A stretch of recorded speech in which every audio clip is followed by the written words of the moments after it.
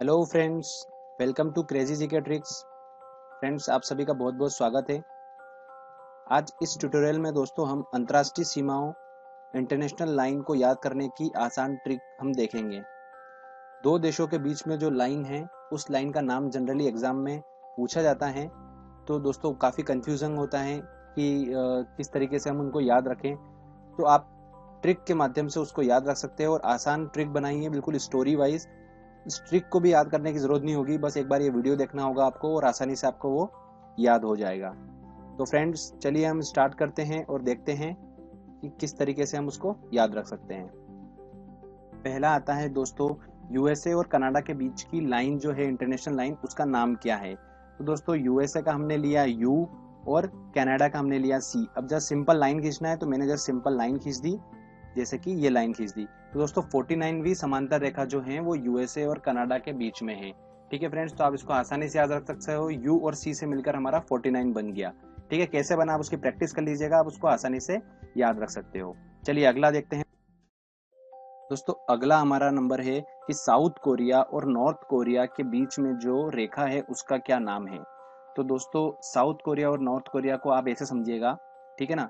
मैंने जो लिख रखा है वो साउथ कोरिया आपको जैसा यहाँ पर दिख रहा है डायग्राम में, ये साउथ कोरिया, ठीक है, और ये बन गया हमारा नॉर्थ कोरिया। ठीक है, इनके बीच की लाइन देखना हमको। तो देखो किस तरीके से ये खुद ही हमें बताएगा कि इनके बीच की कौन सी लाइन है।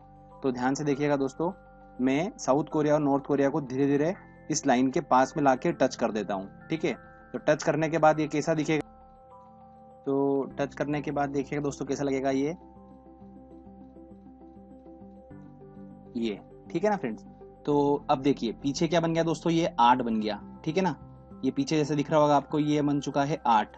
और आगे दोस्तों हल्का हल्का आपको दिख रहा होगा 3, आगे ये 3 जैसा दिख रहा होगा। ठीक है ना, तो 38 समझ में आ रहा दोस्तों आपको डायग्राम में।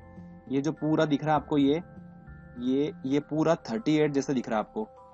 तो जो साउथ कोरिया और नॉर्थ कोरिया के बीच में जो रेखा है वो 38वीं समांतर रेखा है, 38वीं समांतर रेखा। तो आप इसको आसानी से समझ सकते हैं। चलिए हम अगला देखते हैं, अगला कौन सी रेखा है। अब पूछा जाता है कि भारत और चाइना के बीच में जो रेखा है उसका नाम क्या है। ठीक है ना, जो इंटरनेशनल रेखा है इनके बीच में, ठीक है, उसका नाम क्या है, इंटरनेशनल लाइन का नाम क्या है। तो दोस्तों इनके बीच का नाम है मैकमोहन। अब उसको याद रखने का तरीका मैं आपको बताता हूँ कैसे याद रखिएगा। भारत और चीन के बीच में जो लाइन है दोस्तों, वो बहुत ही ज्यादा पतली लाइन है, बिल्कुल में है लाइन वो। ठीक है ना, मिलीमीटर में लाइन है वो, बिल्कुल पतली लाइन है। सबसे ज्यादा पतली लाइन भारत और चाइना के बीच में है, में है। अब में क्यों रखी गई है वो, तो में इसलिए रखी गई है कि जिसने बनाई ना उसने अपने नाम पे रख दी वो। मैक मोहन ने बनाई तो मैक का एम, मोहन का एम, तो बना क्या, तो से जो बना है तो उसने लाइन भी जो है वो मिलीमीटर में ली है, तो में ली है। तो भारत और चाइना के बीच में जो लाइन है, अंतरराष्ट्रीय लाइन है, वो मैकमोहन रेखा है। मिलीमीटर में है तो मैकमोहन रेखा। ठीक है, जस्ट ये याद रखने के लिए है, तो आपको आसानी से ये याद रह सकता है। चलिए हम अगली लाइन देखते हैं, अगली कौन सी है। तो अगली आता है दोस्तों हमारा नंबर, पाकिस्तान और अफगानिस्तान के बीच में जो रेखा है, इंटरनेशनल लाइन है, उसका नाम है ड्यूरंड रेखा। इसको याद रखने का तरीका ये है कि जब ये रेखा बन रही थी तो बहुत ज़्यादा खर्चा हो रहा था। पाकिस्तान और अफगानिस्तान इतने ज़्यादा पैसों को लेकर इतने ज़्यादा स्ट्रांग देश नहीं है। तो जहाँ पर लाइन के बीच में खर्चा हो रहा था तो अफगानिस्तान ने बोला कि मेरे पास इतना पैसा नहीं है कि मैं कुछ बीच में पार्टीशन लाइन का हो रहा है तो मैं पैसा खर्च कर पाऊँ। तो पाकिस्तान ने कहा एक काम करना, ड्यू रेन देना, पर पार्टीशन तो करना पड़ेगा। तो ड्यू रेन देना, तो ड्यू रेन देना, तो ड्यूरन रेखा। ठीक है ना, तो आप इसको इस तरीके से स्टोरी वाइज आप याद रख सकते हो। तो ये वाली रेखा भी हमको याद हो गई, पाकिस्तान और अफगानिस्तान वाली। चलिए अगली रेखा हम देखते हैं कि कौन सी है। तो फ्रेंड्स अगला हमारा आता है भारत और पाकिस्तान के बीच की रेखा जो है उसका नाम क्या है। तो उसका रेखा का नाम है रेड क्लिफ रेखा। तो स्टोरी ऐसी है कि भारत और पाकिस्तान के बीच में आए दिन जो बॉर्डर है वहां पर हमले होते रहते हैं। ठीक है, तो कई सैनिकों का खून भी बहता रहता है। तो वो जो बॉर्डर है वो पूरी पहाड़ी इलाकों में है। ठीक है ना, बॉर्डर। तो दोस्तों जो रेखा है वो वाली, वहां पर पूरी वो रेखा जो है वो पहाड़ी इलाकों में बनी हुई है और वहाँ आए दिन जो होता है फायरिंग होती है और सैनिकों का खून बहता है। तो जो वहाँ के पहाड़ है वो पूरे लाल हो चुके हैं खून में। तो रेड क्लिफ, क्लिफ का मतलब पहाड़ होता है, और रेड, रेड से हमारा बन गया रेड पहाड़। तो आप वहां से उसको याद रख सकते हो कि रेड क्लिफ रेखा जो है भारत पाकिस्तान के बीच में ही हो सकती है। तो ये आपको आसानी से याद रह सकता है। चलिए अब हम अगली लाइन देखते हैं कि कौन सी कंट्री की है। अगली है दोस्तों फिनलैंड और रूस के बीच में जो लाइन है उसका नाम क्या है। जो इंटरनेशनल लाइन है उसका नाम है दोस्तों मेन रहीम रेखा, फिनलैंड और रूस के बीच में है। ठीक है, तो इसको याद रखने का तरीका मैं आपको बताता हूँ।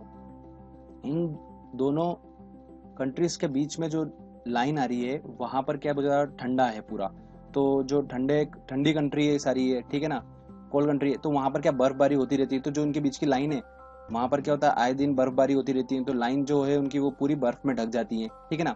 अब दोस्तों जैसे नाम देखिए आप, मेन रहीम, तो हिम जो होता है ये हिंदी वर्ड होता है बर्फबारी का। ठीक है ना, हिम गिरना, बर्फ गिरना, तो आप उसको ध्यान रख सकते हो।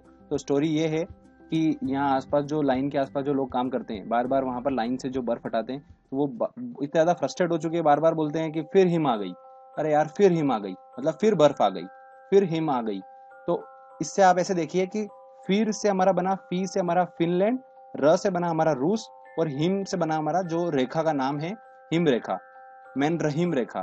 ठीक है ना। तो इस तरीके से आप वो आसानी से उसको याद रख सकते हो कि फिनलैंड और रूस के बीच में जो रेखा है वो हिम रेखा है, मेन रहीम रेखा है। तो फिर हिम आ गई, ये इसकी ट्रिक है। तो इससे आप आसानी से इसको याद रख सकते हो।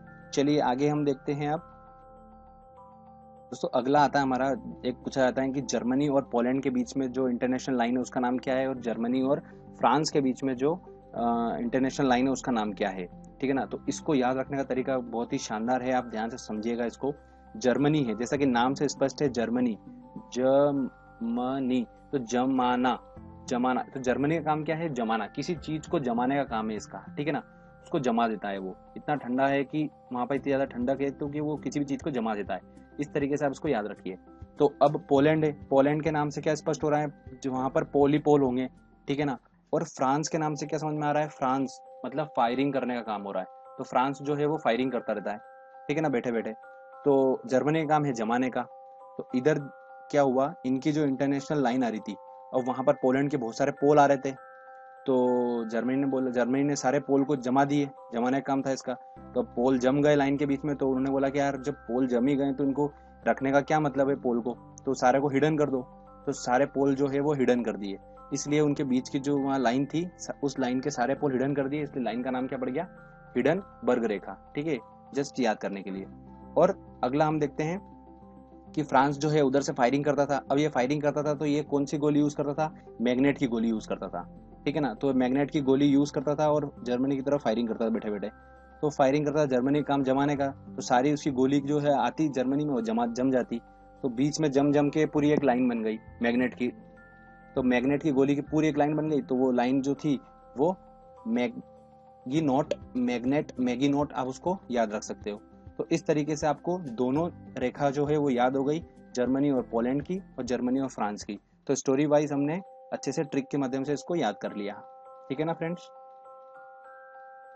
तो फ्रेंड्स अगर आपको ये वीडियो अच्छा लगा है तो जल्दी से जाइए और सब्सक्राइब कर दीजिए मेरा चैनल, और इस बेल को जरूर क्लिक करिए, जिससे आपको टाइम टू टाइम नोटिफिकेशन मिलते रहेंगे।